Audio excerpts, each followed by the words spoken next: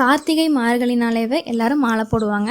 ஏன்? கடவுள் நம்மளுக்கு ஏதாவது படி அளப்பார் அப்படின்றதுக்காக. ஏன் படி அளக்கிறாரு? அந்த டைமில் நம்ம என்ன பண்ணுறோம்? கடவுள்கிட்ட நிறைய பேசுகிறோம், சைவ உணவுகளை உண்றோம், யாரையும் கடுஞ்சொல் பேசுறதில்ல, செருப்பு போடுறதில்ல, காலையில் அமுத பொழுதுலேயே எந்திரிக்கிறோம். இது எல்லாத்துக்கான பலன் தான் அதுவே ஒழிய கடவுள் நம்மளுக்கு தர்றதில்லை எந்த பலனையுமே. புரியுதுங்களா? நாம் நடந்துக்கிறோம். அந்த டைமில் நம்ம எல்லாமே நல்ல விதமாக இருக்கிறோம், இலையில சாப்பிட்றோம், இதெல்லாமே நல்ல பழக்க வழக்கங்கள். இப்படிலாம் இருக்கிறதுனால தான் நம்மளுக்கு அந்த பலன் கிடைக்குதே ஒழிய நீங்கள் மாலை போட்டதுனால தான் கிடைக்குதுன்றது நம்ம எடுத்துக்கூடாது. ஏன் அந்த 48 நாள் போடுங்க அப்படின்னு சொல்கிறாங்கன்னா, அது நம்ம வாழ்க்கை முறையில் அப்படியே மாற ஆரம்பிச்சிடும். அதனால் அந்த 48 நாள் விரதம் இருந்து எல்லோரும் பண்ணுறாங்க. இதுவே நீங்கள் வாழ்நாள் ஃபுல்லாக பண்ணுங்களேன். ஏன் நம்மளுக்கே அந்த கஷ்டம்? வாழ்நாள் ஃபுல்லாக பண்ணுங்களேன், அதோட பலன் அளக்கவே முடியாது கண்டிப்பாக. அந்த டைமில் நம்ம எப்படி இருக்கோன்றது ரொம்ப முக்கியம். இதனால தான் நம்ம எல்லாருமே அவங்கள சாமியாக வணங்குறோம். மாலை போட்டவங்களை என்ன பண்ணுறோம்?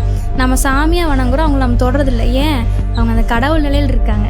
கடவுள் நிலைன்னா என்ன? அவங்க என்ன பண்ணுறாங்க? சைவ உணவு தான் சாப்பிட்றாங்க, காலைல செருப்பு போடுறதில்ல, கடவுளையே நேரம் நினைக்கிறாங்க, சத்விசாரம் பண்ணிகிட்டே இருக்காங்க, கடவுள்கிட்ட பேசிக்கிட்டே இருக்காங்க.